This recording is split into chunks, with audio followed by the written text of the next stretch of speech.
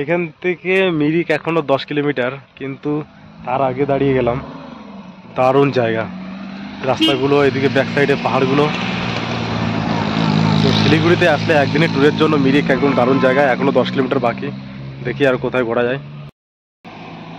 কি দারুণ জায়গা, মানে মিরিকে মেনলি বর্ষাকালে আসলে আরও সুন্দর লাগবে, আর বাইক রাইডারদের জন্য আরও ভালো সত্যি।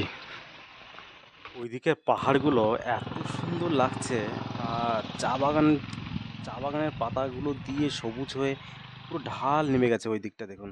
আর এইদিকে পাইন গাছ, আর রাস্তাগুলো এত সুন্দর বাঁক নিয়েছে, মানে বাইক দারুণ চালাতে জায়গা, দারুণ অমায়িক সুন্দর সত্যি। লাগবে, কি বলবো আর। যারা মানে শিলিগুড়ি আসবে বাইক নিয়ে, আসো বা নিচেটাতে শিলিগুড়িতে আসো। বাইক ভাড়া পাওয়া যায়, তো এই রুটে অন্তত বর্ষার টাইমে আসবেন। মানে কি দারুণ যে ভিউ, আর রাস্তাও সেরকম, আর চা বাগান মানে এত সুন্দর লাগছে। আর এইখানটাতে পুরো মেঘে আচ্ছন্ন থাকে নাকি বর্ষাকালে, ড্রাইভার সেটাই বলছিল।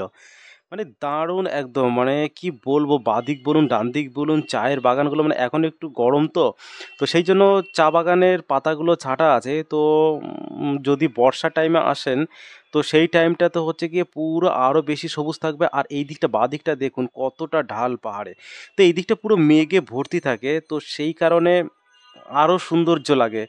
আর সবুজের কথা তো বলাই বাহুল্য, ঠিক আছে, মানে চারিদিকটা দেখুন, পাহাড়টা সামনেটা, মানে গাড়ি ড্রাইভিং করতে এত সুন্দর লাগছে, তাহলে বাইকের ড্রাইভিংটা কত সুন্দর লাগবে।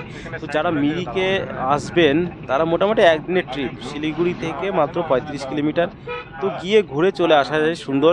আর সব থেকে মেন কথা দেখার বলতে কি, এখানে সেরকম কিছুই নেই, কিন্তু এই যে যে প্রকৃতির সৌন্দর্য, এইটাই সব থেকে বড় আকর্ষণীয়, এবং বাইক রাইডারদের জন্য আরও সব থেকে বড়। আর দেখুন ঘন জঙ্গল চারিদিকটা, এত সুন্দর, মানে কি বলবো, ছায়া, রোদ মোটে রাস্তায় পড়ছেই না, এত সুন্দর ঝলকানো আর সবুজ সবে সৃষ্টি।